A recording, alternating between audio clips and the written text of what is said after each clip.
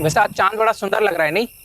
तुम इसी चांद को देखकर खुश होते रहो, क्योंकि तुम्हारा चांद तो आ रहा है अब हमारे पास। क्या मतलब? चिंकी की बात कर रहे हैं पे। सच कह रहे हैं, भूल जाओ चिंकी को, क्योंकि अब वो हमारी गर्लफ्रेंड हो गई है। ऐसे कैसे? कल शाम तक तो हमारे साथ थी। हाँ, पर कल रात को हमको गाल पर पप्पी देकर गई, इसलिए अब वो हमारी। ये कहाँ हुआ? हमारे सपने में हुआ बे, और कहाँ होगा। देखा, डरा दिया ना तुमको। हाँ रे, सच में। तो क्या सोचो? क्या सोचेंगे? कुछ भी नहीं। चलो तुमको एक मजेदार कहानी सुनाता है। एक आदमी था, भोला भाला, घर परिवार वाला।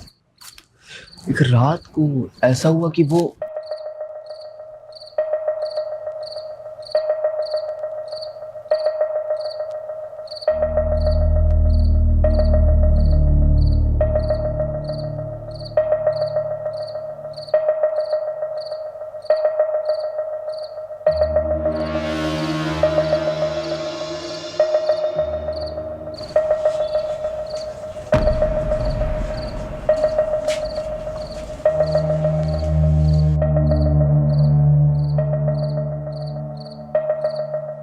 शमीम, ये इतनी रात को कहाँ जा रहे हैं? तुम सो जाओ ज़ेबा, जल्दी ही आ जाऊंगा। और इस थैले में क्या है? पानी की बोतल है, और क्या है। ज्यादा सवाल मत करो ज़ेबा, जल्दी ही आ जाऊंगा, तुम चुपचाप सो जाओ।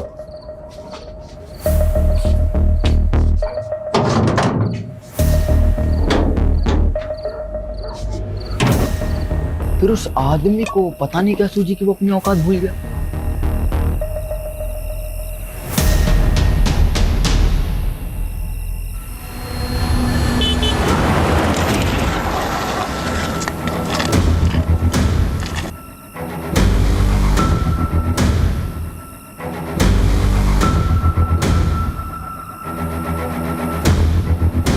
फिर क्या हुआ? फिर वही हुआ जो नहीं होना चाहिए था। क्या मतलब?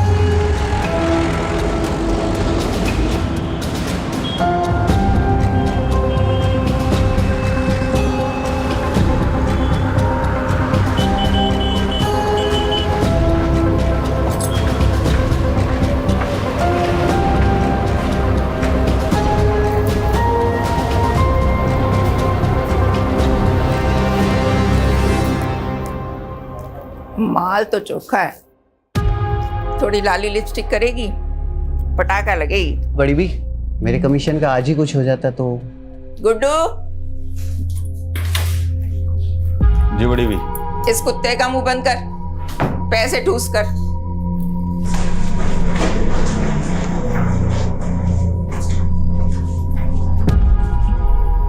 आज से ही काम शुरू करना है, तब तक यहीं रहना होगा, समझी?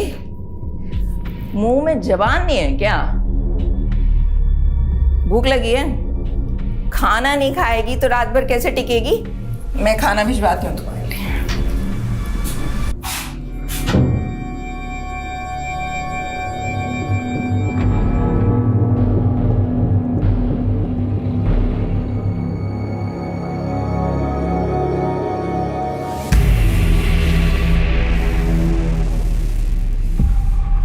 अरे कहाँ है? ए लड़की, कहाँ गई वो? वे कहाँ है वो?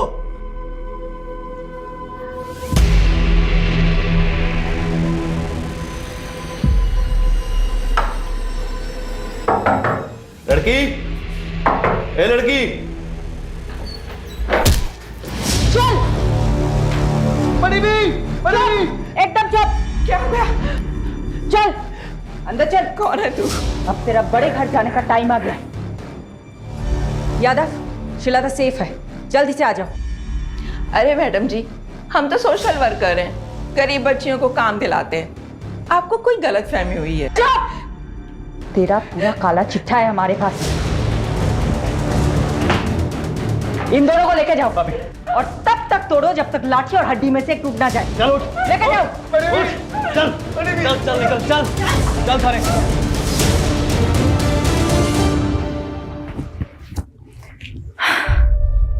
श्वेता बेटा, ठीक हो तुम? कुछ नहीं होगा तुम्हें, ओके? तुम सेफ हो। जल्दी से अपने मम्मी पापा के पास पहुंच जाओगी। डोमेस्टिक हेल्प सर्विस एजेंसी के नाम पर झारखंड, बिहार और नॉर्थ ईस्ट की लड़कियों को लाया जाता था और उन्हें डराकर नशे की आदत डालकर प्रोस्टिट्यूशन में ढकेला जाता था। कौवा से वे अंडे, कोयला के लेवे। तू जलेबी ना तल चौधरी, सीधा बोल। बोलना क्या है सर जी, आप खुद ही समझदार हो। देखिए, मैंने अकेले ने कुछ भी नहीं किया है, ये एक टीम वर्क था। इस ऑपरेशन की सक्सेस के पीछे सबसे बड़ा हाथ सब इंस्पेक्टर अजय यादव का है। उनकी सूझबूझ और उनके खबरी नेटवर्क के सपोर्ट से ही हम इस गिरोह को पकड़ पाए हैं। Sub inspector Ajay Yadav, media को ब्रीफ दीजिए इस ऑपरेशन की। सर, ये ऑपरेशन की शुरुआत कब हुई? जी वो 7 महीने पहले कोची पुलिस के पास एक औरत ने मिसिंग रिपोर्ट लिखाई थी, अपनी बेटी श्रीलता की। उनका कहना था कि नौकरी का लालच देकर कोई उनको अपने साथ दिल्ली ले आया था। कितने समय से एक्टिव था उनका गिरोह? लगभग 1 साल से। और यहाँ से हमने 18 लड़कियों को रेस्क्यू किया, जिनको सेम मोडस ऑपरेंडी से ट्रैप किया गया था। हमने अभी तक एक ही गिरोह को पकड़ा है। जो भी इस रैकेट के साथ जुड़े हुए हैं, अब उन सबकी बारी है। सेबा, फिक्र मत कर, समीम भाई जल्द लौटेंगे। राना खाला, जरा 1 मिनट। हाँ, क्या हुआ रकीब? क्या बोलूं खाला, अब्बू के जाने से अम्मी का हाल बुरा, ऊपर से पैसों की किल्लत, 2 वक्त का खाना और दूध के भी पैसे नहीं है। क्या करूं, किससे मदद मांगूं, कुछ समझ में नहीं आ रहा है। ये ले 1000 रुपए रख, और जरूरत पड़े तो मांग लेना। शुक्रिया खाला।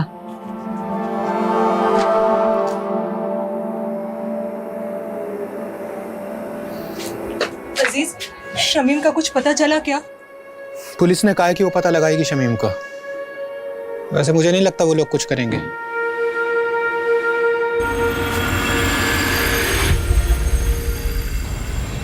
पाव चम्मच हल्दी, 1 कप गाढ़ा दही।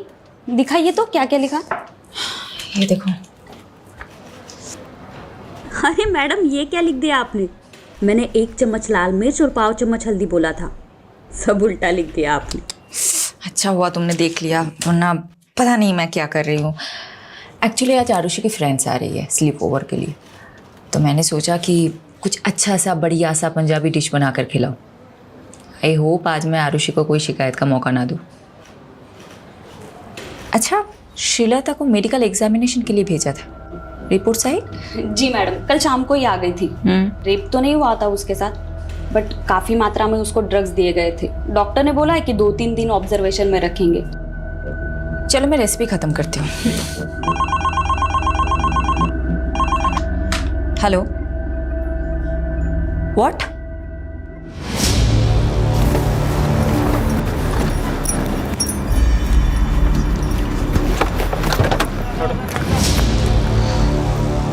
जैन मैम, लाश का चेहरा कुचला गया है, आइडेंटिफाई करना मुश्किल होगा।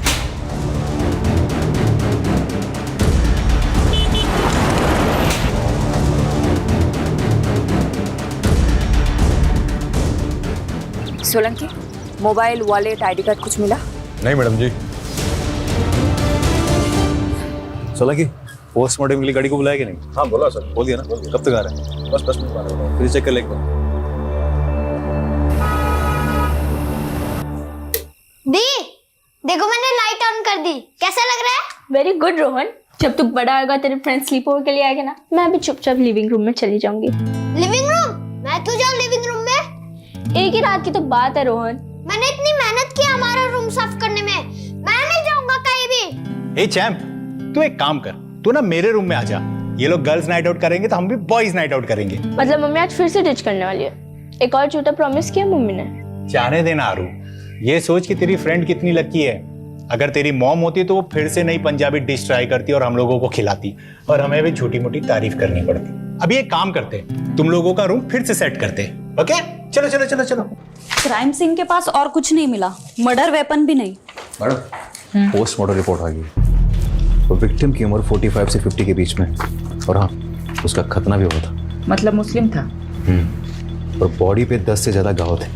तो घाव को देख के ऐसा लगता है जैसे तेजदार शूले से किए गए। मर्डर कब हुआ होगा? बॉडी तो काफी सड़ चुकी है, देख के लगता है 4 से 5 दिन तो हो ही क्यों। मैडम, एक काम करता हूँ, विक्टिम के डिस्क्रिप्शन से मेल खाती हुई मिसिंग रिपोर्ट में आसपास के थाने में चेक करवाता हूँ। वैसे मैडम, मैं एक बात बताना भूल गई। हॉस्पिटल से कॉल आया था, श्रीलता की हालत अब काफी बेहतर है। 1-2 दिन में डिस्चार्ज मिल जाएगा और परसों की ट्रेन है उसकी। पारुल, एक काम करना, कल तुम श्रीलता से मिलना। और ये लो, इस पैसों से उसे एक मोबाइल खरीद देना। और परसों तुम खुद जाना उसे स्टेशन छोड़ने, ओके? शेल्टर होम की केयरटेकर जाने वाली मैडम। फिर भी जाना है तुम्हें। यादव सर ना सही कहते हैं, आप हर केस को काफी पर्सनली क्यों ले लेते हो? जब तुम खुद माँ बनोगी तब समझ जाओगे। मैडम, किस्मत साथ दे रही है हमारा इस केस में। ओके। विक्टिम की डिस्क्रिप्शन से मेल खाती हुई मिसिंग रिपोर्ट हमें मिल गई। डिटेल्स बताना। डिटेल्स मैम, 6 दिन पहले नॉर्थ दिल्ली के निर्मल नगर थाने में शमीम खान नाम के एक आदमी की मिसिंग रिपोर्ट लिखाई गई थी। उम्र 45 साल, बीवी और बच्चे के साथ रहता था। बीवी और बच्चे का नाम क्या है? बीवी का नाम ज़ेबा है और बच्चे का नाम रकीब।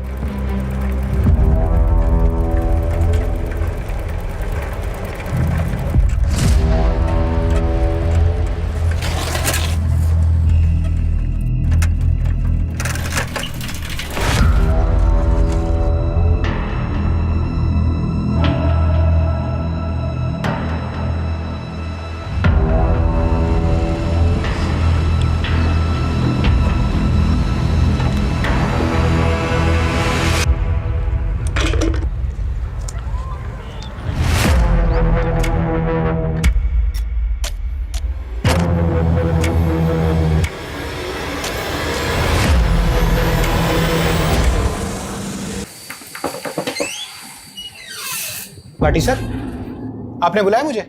इधर आ, ये देख जरा। क्या हुआ सर? धोखा है मेरे साथ, धोखा। नहीं सर, मैं तो रोज 9 घंटे की पाली खत्म करके ही निकलता हूँ। तो झूठ बोलता है। नहीं सर। ऊपर से काम चोरी करता है। अब ध्यान रख ले, अगले 1 महीने तक तूने ओवर टाइम करके मेरा हिसाब पूरा करना है। अगर कुछ गड़बड़ हुई तो याद रख, तेरा वही हाल होगा जो शमीम का हुआ था, समझा?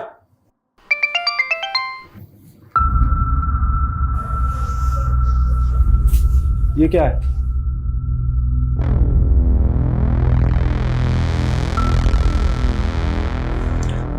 पहले शमीम कहीं चले गए और अब रकीब का भी पता नहीं। कुछ पता चला रकीब का? नहीं, लेकिन मैंने रकीब के कुछ दोस्तों से बात की। रकीब ने किसी को 1000 रुपए दे के बंदूक खरीदी है। रकीब बंदूक क्यों खरीदेगा? रकीब! रकीब! क्या हुआ बेटा? क्या हुआ? क्या हुआ रकीब?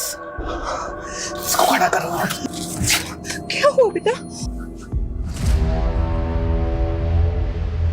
रकीब, ये गाँव कैसे? और बंदूक क्यों खरीदी तूने? कुछ गलत किया है तूने? बोल बेटा, बोल। कहीं इन सब का ताल्लुक शमीम भाई के गायब होने से तो नहीं है? क्या जानता है तू शमीम भाई के बारे में?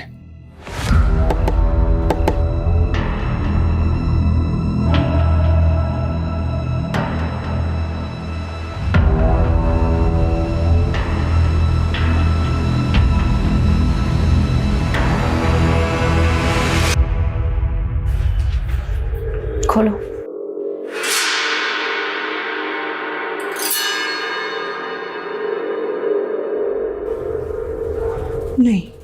ये मेरे शौहर नहीं है। ये शमीम भाई नहीं है मैडम। चलो ज़ेबा। रुकिए। सोलंकी। लाश पे ये कपड़े थे।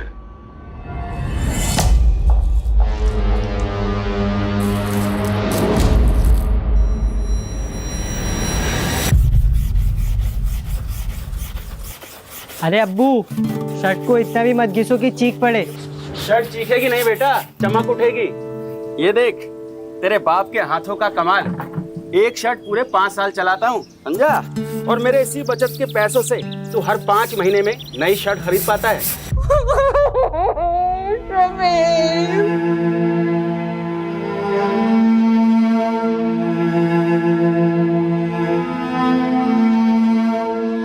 देखिए, मैं जानती हूँ ये सही समय नहीं है बात करने का, लेकिन शमीम की हत्या हुई थी और हत्या को 6 दिन हो चुके हैं। शमीम की किसी के साथ अनबन, झगड़ा, कुछ भी? ऐसा कभी कुछ नहीं हुआ था।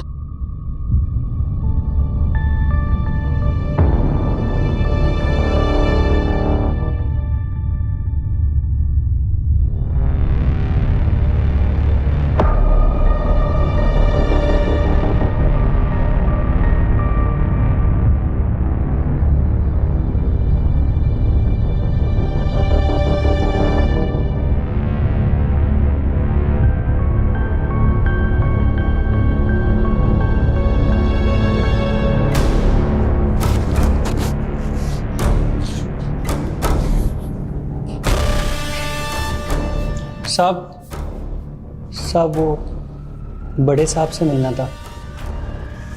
नाम क्या है तुम्हारा? बाबू। बाबू पक्का यही था वो? कितनी बार बताया साहब, 100% यही था।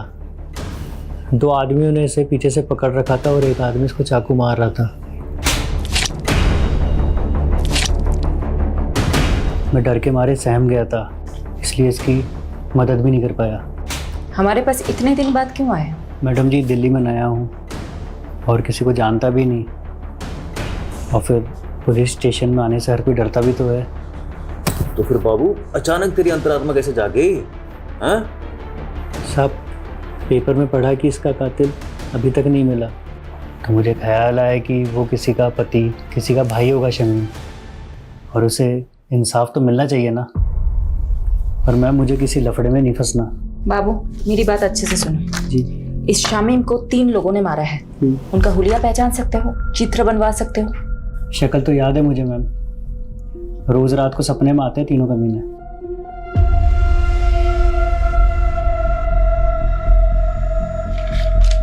हाँ साहब, हूबहू यही तीनों थे। दीजिए यादव, सभी पुलिस स्टेशन में तीनों के स्केचेस भेजो। एक भी मिल गया तो बाकी 2 अपने आप हाथ लग जाएंगे। मैं ये स्केचेस शमीम की फैमिली को दिखाती हूँ।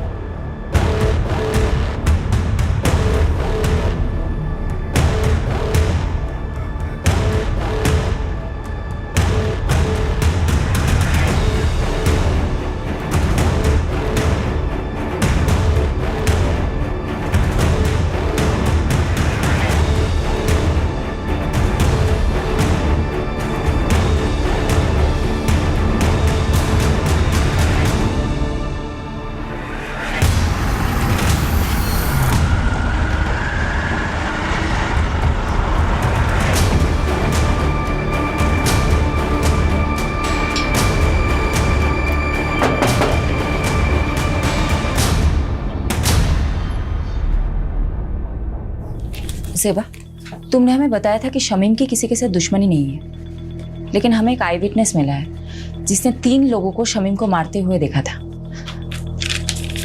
तीनों कुछ ऐसे दिखते हैं। मैंने इन्हें पहले कभी नहीं देखा।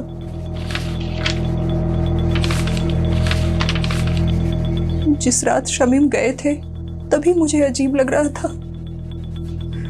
मैंने उनसे पूछा भी था, ये इतनी रात को कहाँ जा रहे हैं? ज्यादा सवाल मत करो सेबा, जल्दी ही आ जाऊंगा, तुम चुपचाप सो जाओ।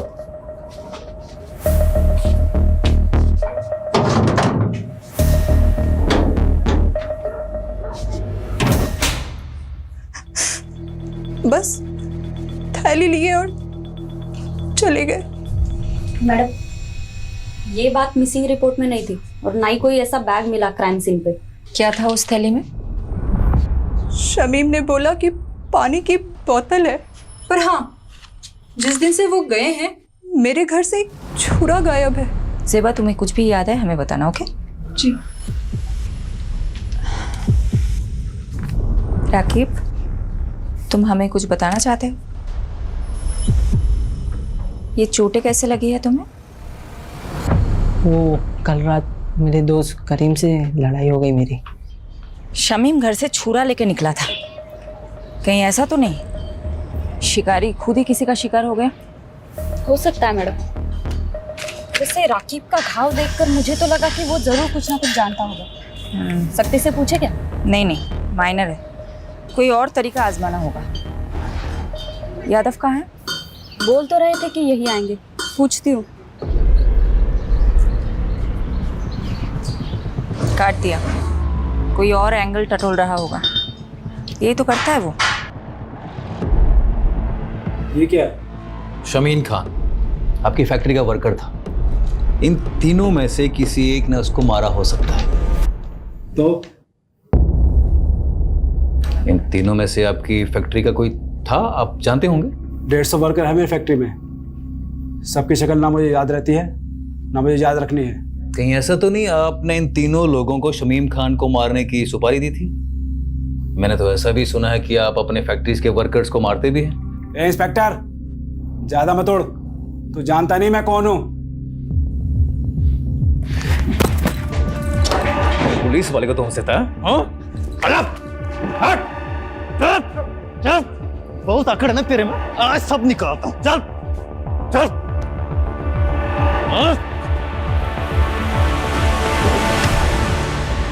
अगली बार घसीटता हुआ सीधा थाने ले जाऊंगा। दोबारा पुलिस के सामने इज्जत से पेश आना। चल।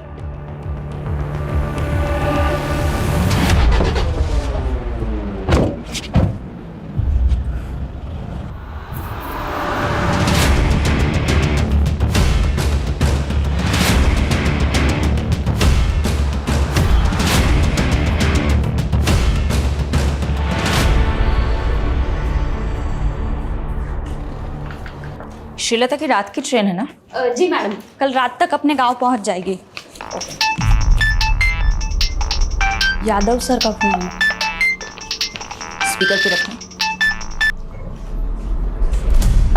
हेलो सर, कहाँ हो आप? शमीम जिस फैक्ट्री में काम करता था वहीं गया था पूछताछ करने के लिए। पर पारुल एक काम करना, अभी मैडम को मैं बताना। यादव, फोन स्पीकर पे है। सॉरी मैडम, वो मैं पूरी इन्वेस्टिगेशन होने के बाद आपको बताना चाहता था। क्या बोलूं तुमको? ओके।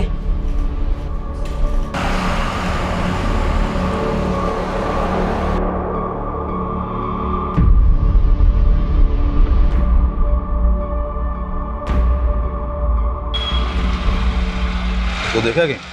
हाँ सर, देखा देखा सा तो लग रहा है।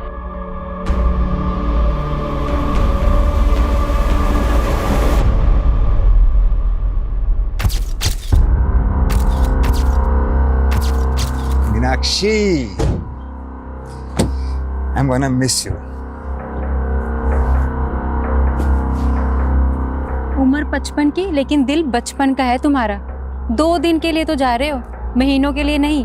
हाँ, लेकिन शादी के इतने सालों में भी 2 दिन भी मैं तुमसे दूर कहाँ रहा हूँ कभी। डॉक्टर हर्षवर्धन, मैं तो रेडी थी सूरत जाने के लिए, तुम ही ने तो मना किया ना।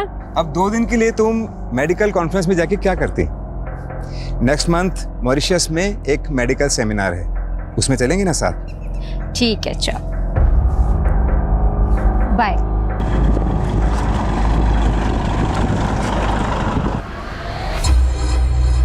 दीपक, जरा अपना फोन देना।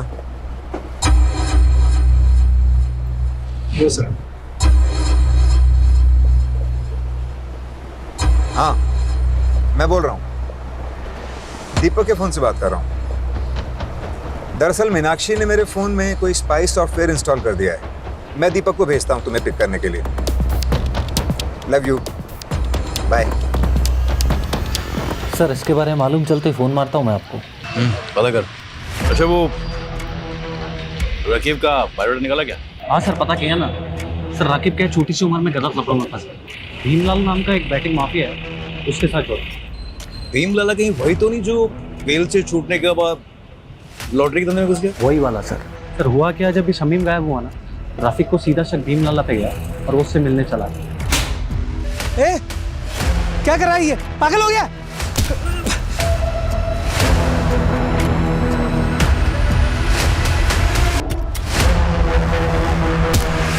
सर मारने गया था, मार खा के आ गया। सब मेरी गलती, मेरी वजह से अब्बू की जान गई। मुझे ऑनलाइन गेम की लत लग गई थी जिसमें आप बहुत सारे पैसे कमा सकते हो। भीमलाल अपना मोबाइल और पैसे देता था मुझे गेम खेलने के लिए। ज़्यादा पैसे कमाने की लालच में 2 लाख रुपए कर्ज हो गए मुझ पर।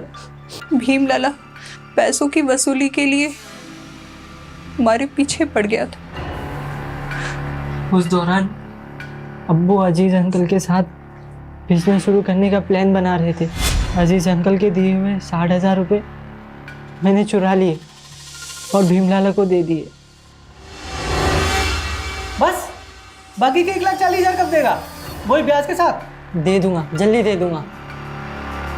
लेकिन अब्बू को पता चल गया कि वो पैसे मैंने लिए। बता क्या क्या तूने पैसे? बताता क्यों नहीं? क्या किया? अरे तू हट! तेरी वजह से सब कुछ हुआ है। माफ कर दो। क्या जवाब दूं अजीज भाई को? बोल। मुझे माफ कर दो अब्बू। मारो मुझे, मारो, मैं बहुत बुरा हूँ अब्बू, मुझे मारो। क्या कर रहा है? क्या कर रहा है? पागल हो गया है क्या? सुन बेटा, क्या हुआ है? हाँ, हमें बता क्या हुआ है। हम कोई तरकीब निकालेंगे। बोल बेटा। लाला जी, मैं धीरे धीरे आपका सारा कर्ज चुका दूंगा। धीरे धीरे नहीं, जल्दी जल्दी। 15,000 रुपये महीना चाहिए मेरे को तेरे से। तू 15,000? पर लाला जी, इतनी तो मेरी कमाई भी नहीं है, कहाँ से लाऊंगा मैं 15,000? ठीक है, हर महीने 5,000 रुपये, उससे 1 पैसा कम नहीं। अब्बू ने कई महीने तक पैसे दिए लेकिन फिर भी काफ़ी रकम बाकी थी। उसका ब्याज बढ़ता ही जा रहा था। क्या उस रात शमीम लाला को मारने उसके घर गया था क्या?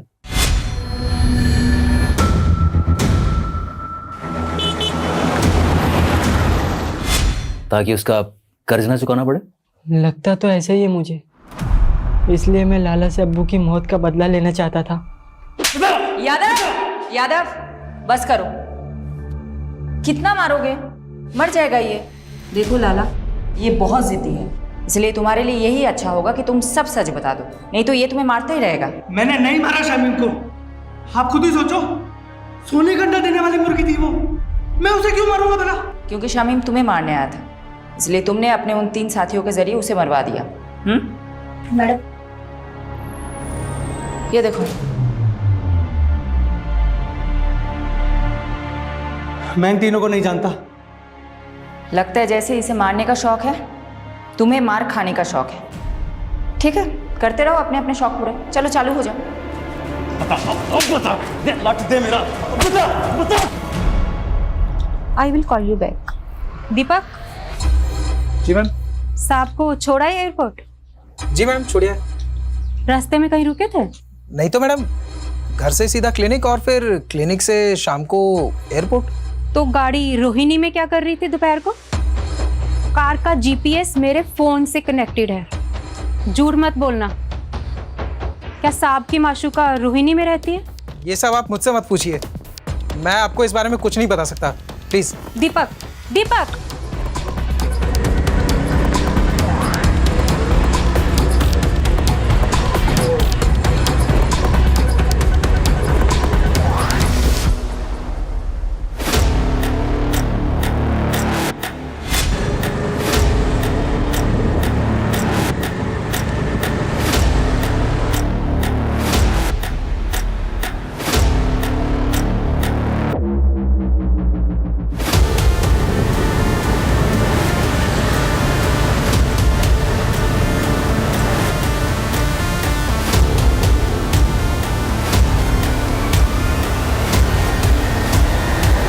मैडम जी, हम गंगा मैया की कसम खा के कहते हैं, हमने किसी शमीम को नहीं मारा। झूठ मत बोल।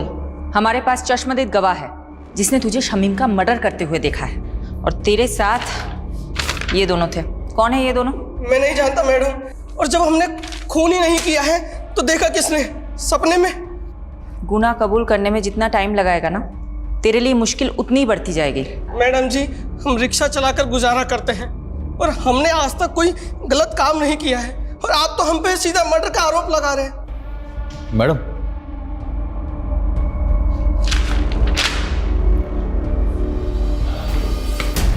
बोलो। जीतू के बारे में पता किया मैंने, उसकी नॉलेज काफ़ी शरीफ आदमी है, कोई क्रिमिनल रिकॉर्ड भी नहीं है ऐसे।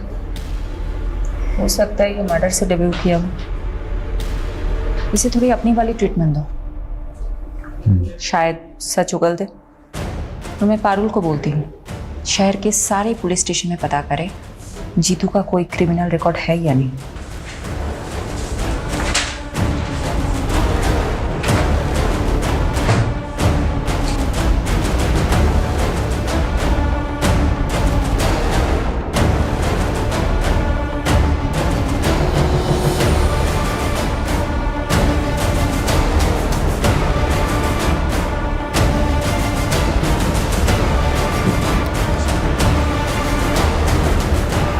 सर, यही है वो विभूति प्रसाद।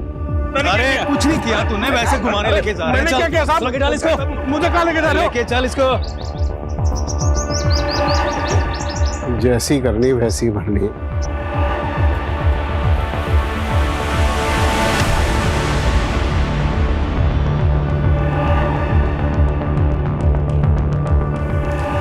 मैम यही है वो आदमी जिसने उसको चाकू मारा था। और मैम इस वाले आदमी ने उसको पीछे से पकड़ा हुआ था। मैम वो तीसरा आदमी मिला क्या? वो भी मिल जाएगा। मैम मेरा कहीं नाम तो नहीं आएगा ना? फिक्र मत करो, तुम जा सकते हो बाबू। जी मैम। मैडम, विभूति प्रसाद एक नंबर का बदमाश आदमी है। कुछ महीनों पहले ये थाने में अपनी मिसिंग बाइक की कंप्लेंट करने आया था। सब रुकी सब यही करो शुरू। सर ये झूठ बोल रहे हैं, हमने कोई बाइक चोरी नहीं की, बल्कि यही हमें परेशान करता रहता है। सब ये एक नंबर का झूठा है साहब। क्या सबूत है तुम्हारे पास? सबूत है हमारे पास, ये देखिए। ये आप ही का बेटा है ना? हाँ सर। बुलाइए इसे। साहब ये झूठ बोल रहे हैं, इनकी बाइक रास्ते में खड़ी थी, वो तो मैंने बस साइड कर दी। बाइक तो चोरी हुई है ना, और आखिरी बार बाइक के साथ आपके लड़के को देखा गया था, इसलिए पूछताछ के लिए इसे हमें थाने ले जाना पड़ेगा। चलो। मैडम, वो बाइक तो बाद में मिल गई, लेकिन कुछ दिनों बाद विभूति फिर से आया। आप मार डालो, देखिए ना, पता नहीं कौन से जन्म का बदला ले रहे हैं बाप बेटा मुझसे। ये क्या नाटक है विभूति? नाटक नहीं, अटैक हुआ मेरे पे, अटैक इसके बेटे ने किया साहब। सर ये झूठ बोल रहा है, पहले भी इसने मेरे बेटे को फंसाया, अब दोबारा फंसा रहा है मेरे बेटे को। देखिए अनिल जी, डॉक्टर ने इन्हें एग्जामिन किया है और इसीलिए हम लोग यहाँ पर आए हैं। हमें आपके बेटे से कुछ पूछताछ करनी है, बुलाइए उसे। सर वो घर पे नहीं है। आप अपना तलाशी लीजिए अंदर। वो घर पे नहीं है, मेरा यकीन कीजिए। ठीक है, वो जैसे ही घर पर आए भेजो उसे हमारे पास। जी। इन्वेस्टिगेशन से पता चला कि अनिल और उसका बेटा वाकई शरीफ आदमी है, लेकिन ये विभूति एक नंबर का सरफिरा है। ये विभूति उन लोगों को क्यों परेशान कर रहा था? दरअसल मैडम, ये अनिल और उसके बेटे की जमीन हथियाना चाहता था, वो भी सस्ते दामों में, और अनिल उसे बेचना नहीं चाहता था। बस तभी उसने ये ड्रामा खेला। कौन था तेरा तीसरा साथी? कौन तीसरा साथी? क्या कह रहे हो आप? देख विभूति, सीधी तरह बता दे, शमीम के खून में तेरे और जीतू के अलावा वो तीसरा बंदा कौन था? वरना बहुत पीटेगा तू। हाथ मत लगाना मुझे, वरना पूरे डिपार्टमेंट को कोर्ट में घसीटूंगा मैं। तू यहाँ से जाएगा तब ना। तुझे क्या लगता है झूठा केस फाइल करना सिर्फ तुझे ही आता है? हम भी कर सकते हैं। मैडम फोन है आपके लिए। हेलो। शिफाली दी, मैं श्रीलता। श्रीलता, कैसी हो तुम? मैं ठीक हूँ, थैंक यू दीदी। ये लीजिए, अम्मा से बात कीजिए। मैडम आप हमारे लिए भगवान, आपका बहुत बहुत थैंक यू। अरे आप मुझे थैंक यू मत बोलिए, आप बस अपना और श्रीलता का ख्याल रखिए, उसे खूब पढ़ाइए। मैं आपके टच में रहूंगी। जी मैडम। बाय। हाँ यादव बोलो। मैडम स्केच वाले तीसरे बंदे का पता चल गया, मैं घसीटते हुए उसे थाने लेकर आता हूँ, आप वेट कीजिएगा। बस बस बस यही है सर। यही है यही बात सर, एक बार आप बंदे को देख लीजिए फिर दे दीजिए। क्यों, क्या हो? स्केच से शक्ल तो मिलती है ना? स्केच से शक्ल तो हूबहू मिलती है, तो लेकिन फिर भी मुझे डाउट हो रहा है सर। क्या मतलब, कोई डाउट है क्या? अब सर आप खुद ही देख लीजिए। क्या बकवास है ये? आप कह रहे हैं कि मैंने, डॉक्टर हर्षवर्धन ने एक फैक्ट्री वर्कर का कत्ल किया है, वो भी किसी सिरफिरे और ऑटो रिक्शा वाले के साथ मिलकर? देखिए डॉक्टर हर्षवर्धन, हमारे पास आपके खिलाफ सबूत हैं। आप जानते हैं हम किससे बात कर रहे हैं? देखिए आप जो भी है, हम सिर्फ अपना प्रोसीजर फॉलो कर रहे हैं। ठीक है, तो अब मैं प्रोसीजर ही फॉलो करूंगा, और अब मैं नहीं, मेरा लॉयर आपसे बात करेगा।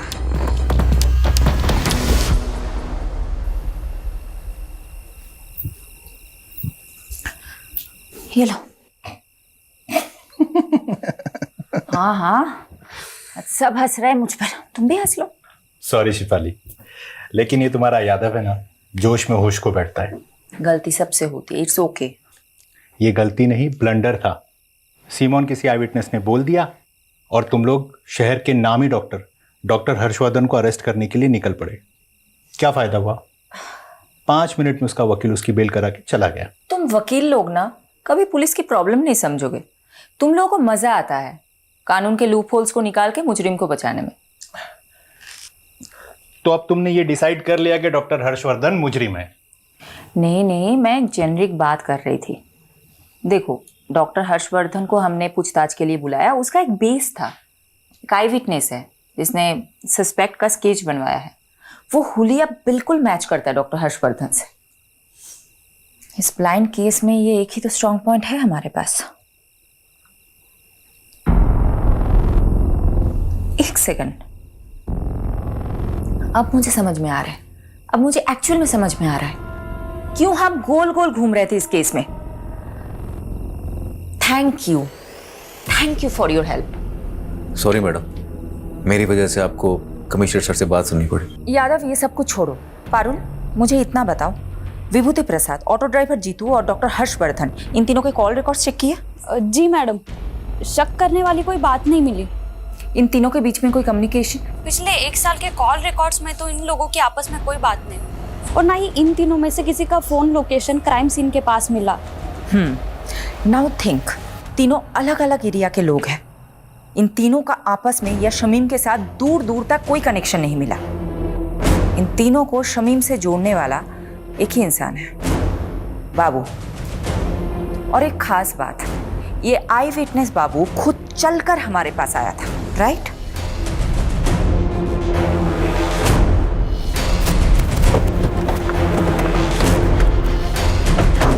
यादव,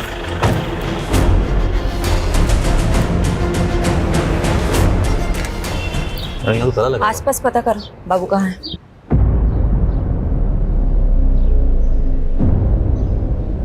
मैं बाद में बात करती हूँ। क्या हुआ? मैडम, आसपास पड़ोसी से बातचीत की मैंने, उनका कहना है कि बाबू काफी दिनों से गायब है और उसका फोन भी बंद आ रहा है। मैंने ट्राई किया। मैडम जी, आप यकीन नहीं करोगे इस घर का मकान मालिक कौन है। मैडम, बाबू मेरे दूसरे वाले घर पर भाड़े पे रहता था। जब विभूति ने मेरे बेटे राकेश पर इल्ज़ाम लगाया ना, तो मैंने ही राकेश को बाबू के साथ में उस घर में रहने के लिए बोल दिया था, छुपा दिया था उसको। वो घर पे नहीं है, मेरा यकीन कीजिए। ठीक है, वो जैसे ही घर पर आए भेजो उसे हमारे पास।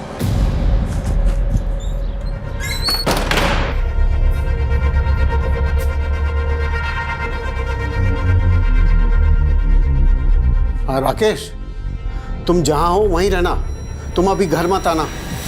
फिर मैडम, राकेश ने बाबू को विभूति के बारे में सब कुछ बता दिया कि वो कैसे हमको तंग करता था।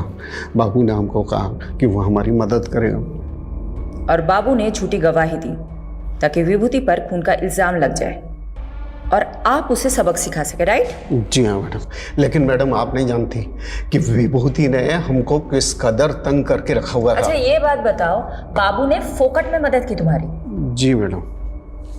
ये बाबू कहाँ है? मैडम पता नहीं 3-4 दिन से घर बंद करके कहीं गायब हो गया मैडम।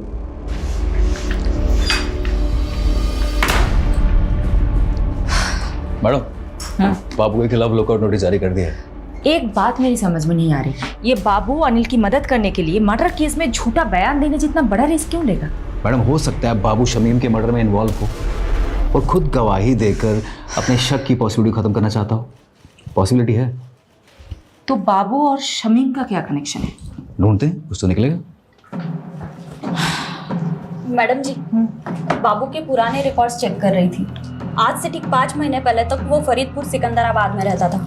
शायद वहां से कुछ इन्फॉर्मेशन मिले।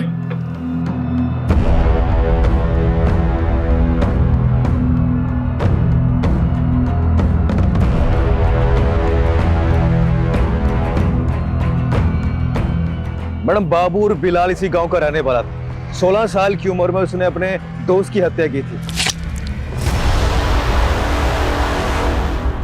तब से वो गांव छोड़ के फरार हो गया था। सबूत ना होने की वजह से आरोप कभी साबित ही नहीं हो पाया और आज तक ये नहीं पता चल पाया कि बाबू ने अपने दोस्त को मारा क्यों। लेकिन यादव, बाबू के पास्ट के साथ शमीम का क्या कनेक्शन है? शमीम से कोई कनेक्शन नहीं है मैडम, लेकिन रेहाना से। अजीज की बीवी रेहाना बाबू की कजन थी।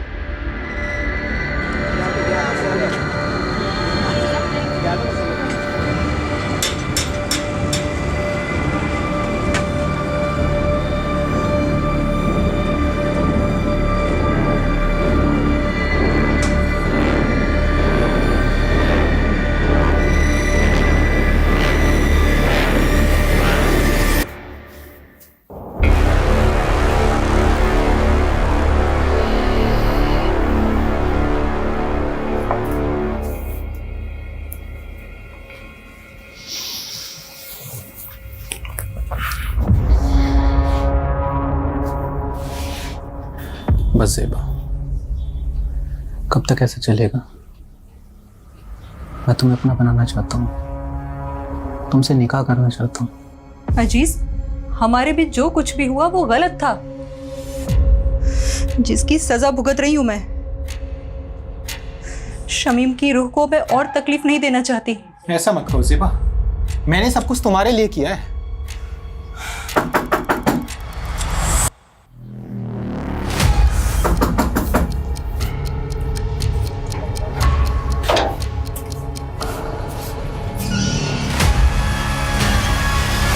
अजीज चल, अब आगे की खातिरदारी तेरी जेल में करते। मैं हमेशा से ज़ेबा को पसंद करता था। जब भीम लाला ने शमीम से पैसे हटने शुरू किए तो शमीम काफ़ी चिड़चिड़ा रहने लगा था। वो बात बात पर गुस्सा करता था। मुझे उसकी फिक्र होने लगी तो मैंने एक रोज़ ज़ेबा से बात करने का सोचा। अजीज, मेरी मुश्किलें तो ख़त्म होने का नाम ही नहीं ले रही हैं। रकीब की नादानी ने सब बर्बाद कर दिया। शमीम दिन रात काम करते हैं। मुझे कहीं ना कहीं अंदाजा था कि ये मसला पैसों का है।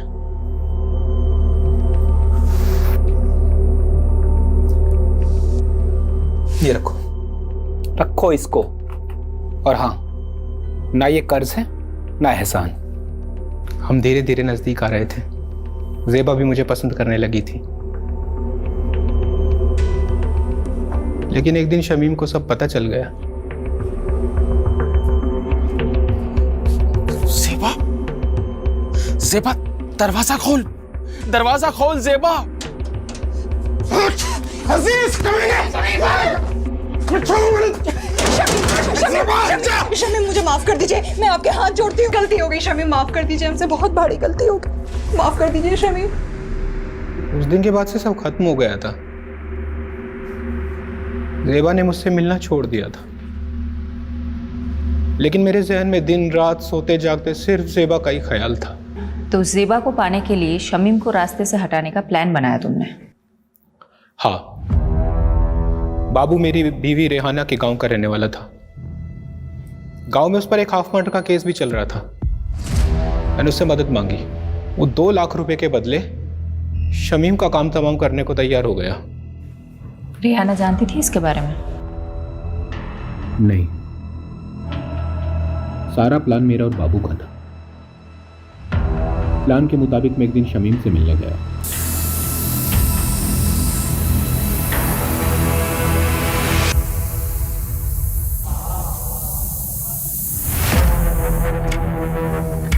शमीम भाई, मैं अपनी गलती पे बहुत शर्मिंदा हूँ, इसीलिए मैंने शहर छोड़कर हमेशा के लिए मुंबई जाने का फैसला किया है। इसके बाद मैं अपनी शक्ल आपको कभी नहीं दिखाऊंगा। बस जाने से पहले दिल खोल कर आपसे बात करना चाहता था। क्या आप मुझसे मिलने आएंगे एक बार? जरूर आऊंगा जी। मेरी तरह शमीम के मन में भी साजिश बन रही थी। उसने जो देखा था वो भूल नहीं पा रहा था। वो भी मेरी जान का प्यासा था।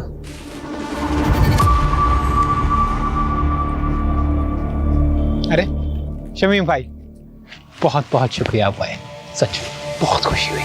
और अब अफसोस होगा कमीने, छोड़ूंगा नहीं। तूने मेरे साथ गद्दारी की। माफ करना शमीम भाई, लेकिन ज़ेबा सिर्फ मेरी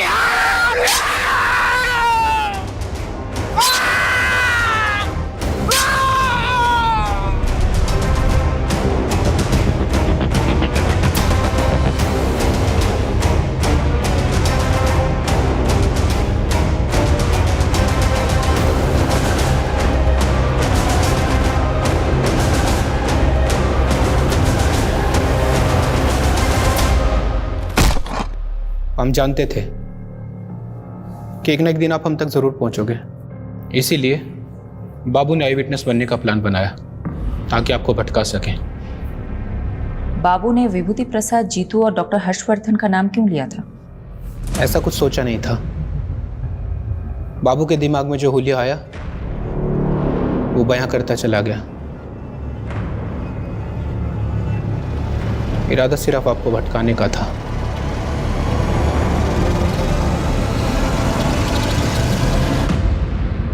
वाह मॉम, खाना बहुत अच्छा बना है। थैंक यू बेटा। यशी बेटा, अब तो कुछ खा ही नहीं रही हो, ऐसे नहीं चलेगा। ये मैंने स्पेशली तुम्हारे लिए बना, खा लो। ये लो, थोड़ा खा लो। मुझे तो लगा था हमारी शायद फ्लॉप होने वाली है, ये तो हिट हो गई।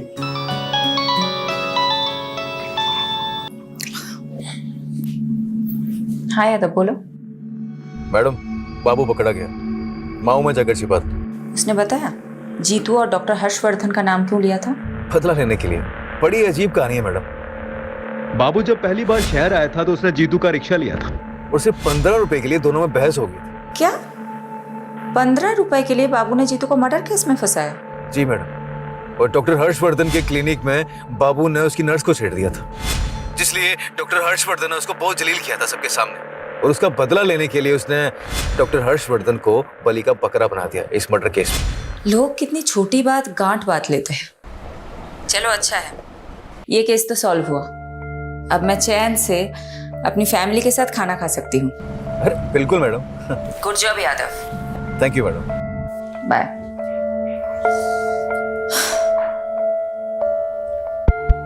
अच्छा सुनो, तुम सब कौन सी मूवी देखोगे, एक्शन या कॉमेडी? Action movie. चलो चलो, खाना खत्म करते हैं, आ जाओ।